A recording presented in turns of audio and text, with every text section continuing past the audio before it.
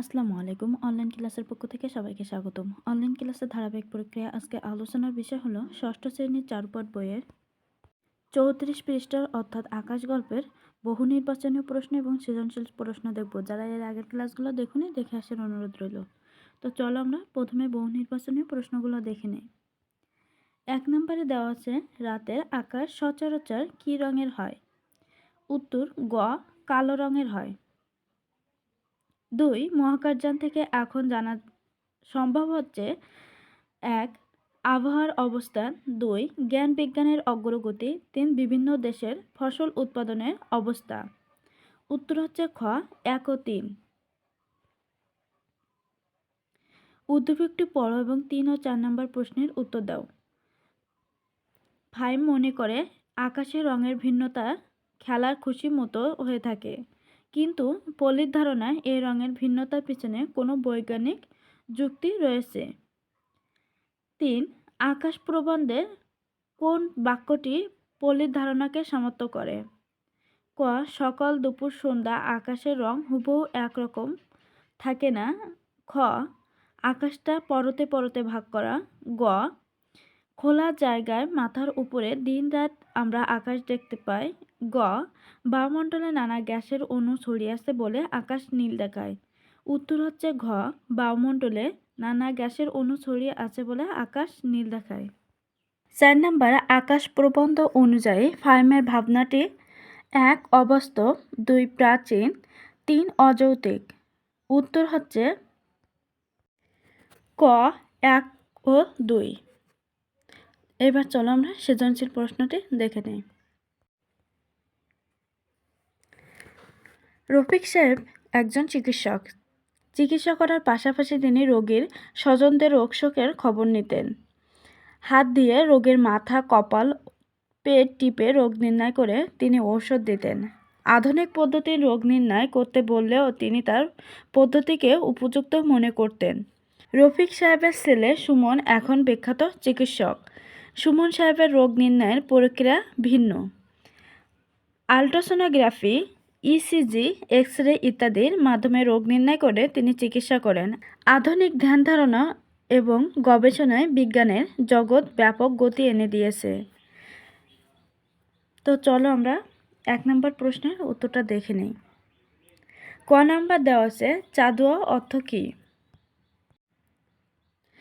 চাঁদোয়া শব্দের অর্থ হচ্ছে শামিয়ানা বা কাপড়ের ছাউনি। প্রবন্ধটির নাম আকাশ রাখার কারণ ব্যাখ্যা করো। প্রবন্ধটির নাম আকাশ রাখার কারণ এতে আকাশের রহস্য নিয়ে আলোচনা করা হয়েছে। আকাশ প্রবন্ধে আকাশ সম্পর্কে আলোচনা করতে গিয়ে লেখক বলেছেন আকাশ ও বায়ুর একটি বিশাল স্তর। আকাশ হচ্ছে কি বায়ুর একটি বিশাল স্তর। এতে প্রায় ২০টি বর্ণহীন গ্যাস মিশে আছে। বায়ুমণ্ডলে বিভিন্ন গ্যাসের অণু ছড়িয়ে আছে বলে আকাশ নীল দেখায়। সূর্যের লাল আলো মেশার কারণে কখনো কখনো এখনকার মেঘ লাল দেখায়। আকাশ সম্বন্ধে এসব বিষয় এই আলোচিত হয়েছে বলে প্রবন্ধের নাম আকাশ রাখা হয়েছে। গ নম্বর উদ্দীপকে রফিক সাহেবের মধ্যে আকাশ শীর্ষক প্রবন্ধের কোন দিকটি উঠে এসেছে ব্যাখ্যা করো। উত্তর উদ্দীপকে রফিক সাহেবের মধ্যে আকাশ শীর্ষক প্রবন্ধের মানুষের প্রাচীন ও অবৈজ্ঞানিক ধ্যান ধারণার দিক উদ্দীপকে রফিক সাহেবের মধ্যে উঠে এসেছে। প্রাচীনকালে অনেক কিছু জানার অভাবে অন্ধকারে ঢাকা ছিল, কিন্তু বিজ্ঞানের নতুন নতুন আবিষ্কারের সব কিছুই এখন পরিষ্কারভাবে আমাদের সামনে উপস্থিত হয়েছে। আকাশ প্রবন্ধে বলা হয়েছে আগেকার দিনে লোকে ভাবত আকাশটা বুঝি পৃথিবীর ওপর একটা কিছুর ঢাকনা। কখনো তারা ভাবত আকাশটা পরতে পরতে ভাগ করা। প্রবন্ধের এই প্রাচীন ও অবৈজ্ঞানিক ধারণার দিকটি উদ্দীপকের রফিক সাহেবের মধ্যে উঠে এসেছে। তাই তিনি হাত দিয়ে রোগীর মাথা, কপাল, পেট টিপে রোগ নির্ণয় করে তিনি ওষুধ দিতেন, যা বৈজ্ঞানিক দিক থেকে একবারেই অচল।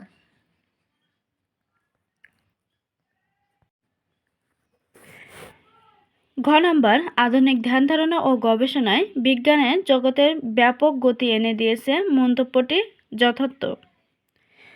বিজ্ঞানীদের নানা আবিষ্কারের কারণে মানুষের জীবনযাত্রা সহজ হয়েছে, অনেক কুসংস্কার দূর হয়েছে, অনেক কৌতূহলী মানুষের কৌতূহল মিটেছে।